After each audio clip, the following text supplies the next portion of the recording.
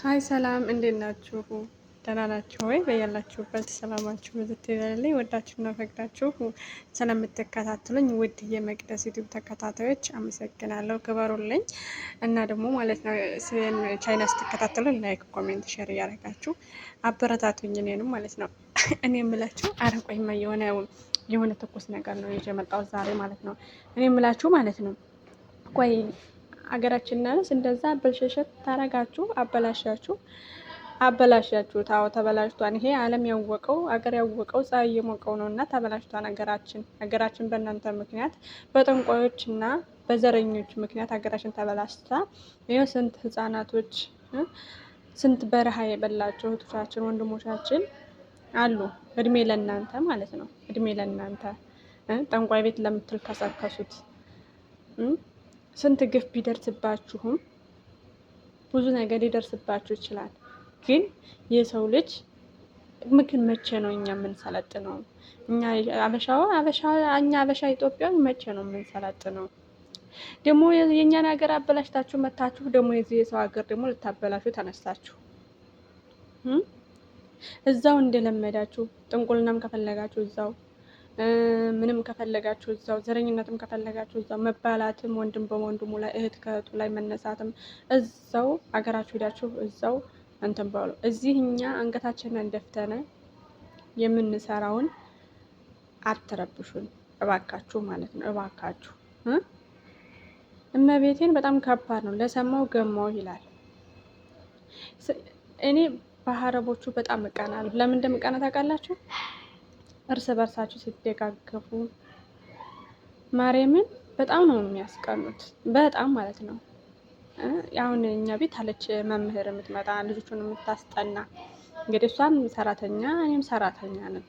ግን ለእሷ ያላቸው ክብር ስጀመር እነሱ ለሰው ልጅ በጣም ክብር አላቸው። ግን ለራሳቸው ዜጋ ደግሞ በተለይ ማለት ነው ምን ልበላችሁ እመቤቴን በጣም ነው የሚያስቀኑ። እኛ አበሻዊ ግን ምቀኝነት ከጥፍር እስከ ጭንቅላታችን ድረስ ምቀኝነት። በቃ አንድ ሰው በለጠ እንደ 50% ወይ ደግሞ ለምን 1% አትሆንም? እሷ ከበለጠችን ምቀኝነት፣ ዘረኝነት። አራታው ምቀኝነት እኮ ምንም ጥቅም የለውም። እስኪ የተጠቀመ ሰው ካለ እስኪ አምጡት። በዛ ላይ ጠንቋይ ቤት መሄድ ራሱ ኃጢአት ነው። የማንኛውም ሃይማኖት አይፈቅድም። እመቤቴን አይፈቅድም እንዴ!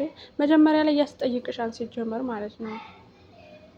አይደለም ቀርቶ ጠንቋይ ቤት ሄደሽ ለውሻና ለድመት እንኳን ውሃ ካላጠጣሽ ትጠየቂያለሽ። ይሄ ራሱ ያስጠይቃል ማለት ነው።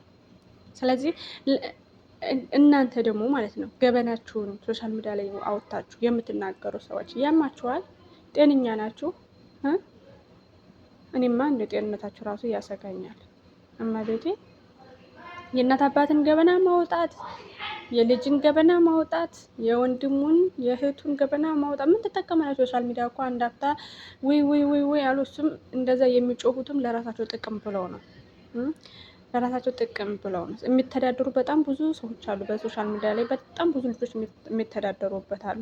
ስለዚህ ለራሳቸው ጥቅም ብለው እነሱ ላይ በተጎዱ ሰዓት እየወጣችሁ የማንም ፎሎወር እና የማንም ላይክ መሰብሰቢያ አትሆኑ እባካችሁ። ማለት እወቁበትኝ። ራሳችሁን የምታስከብሩት እራሳችሁ ናችሁ።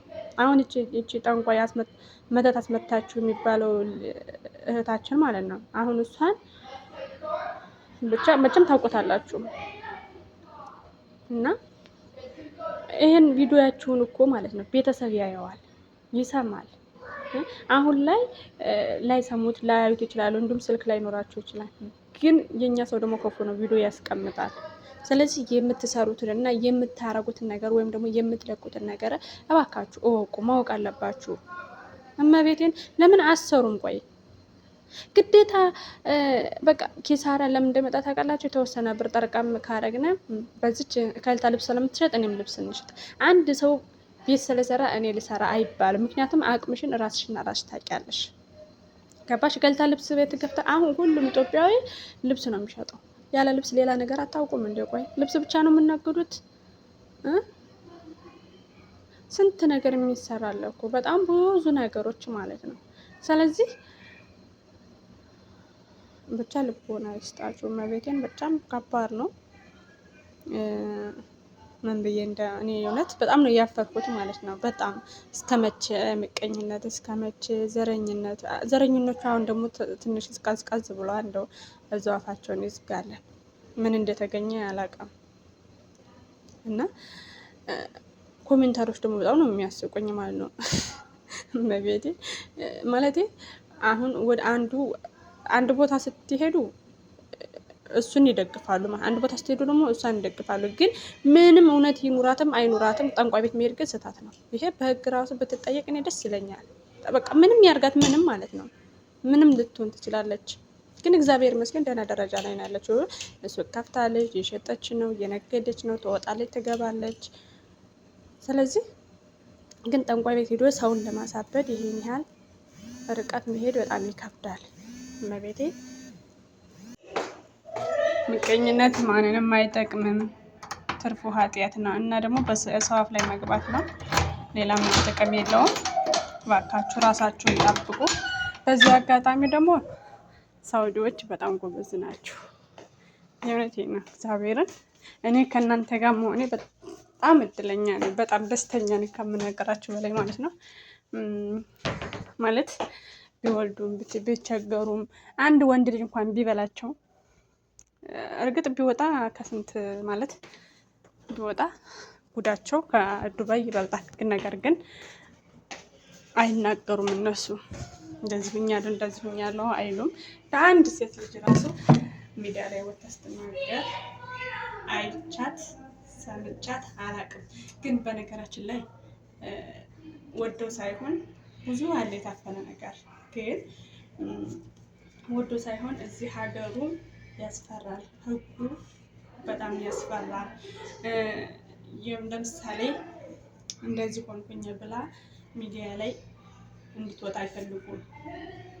ማንም ማለት ነው። አሁን የኔ ሜዳሞች የራሱ እንደዚህ እንድወጣ ምናምን አይፈልጉም። በቃ ብቻ ምን ልበላችሁ ሀራም ነው ምናምን ይላሉ፣ ይቆጣጠራሉ። ብቻ ለማንኛውም ሳውዲዎች ቀጥሉበትኝ፣ በርቱልኝ የኔ ውዶች ማለት ነው። በዚህ አጋጣሚ ላመሰግናችሁ ደስ ይለኛል። ምክንያቱም አንድ ሴት ልጅ ራሷን ስታስከብር ምንኛ ደስ ይላል። እመቤቴ በጣም ነው ደስ የሚለው እና ራሳችሁን ጠብቁልኝ። እንዲሁም ጠለቦች በርቱልኝ፣ አይዛችሁልኝ። እሺ እግዚአብሔር ከእናንተ ጋር ይሁን። ሀገራችንን ኢትዮጵያ ሰላም ያርግልን። በሌላ ቪዲዮ ውስጥ ተመልሰን እስከምንመጣ ድረስ ሰላማችሁ ብዝት ይበል እና የቻይናል ከተመቻችሁ ላይክ እና ኮሜንት ሼር እያደረጋችሁ እኔንም አበረታቱኝ። ነአም ገላም طيب اصبري እና እንደዛ ነው ብቻ። እስኪ ለሁሉም ነገር አምላክ አዋቂ ነው።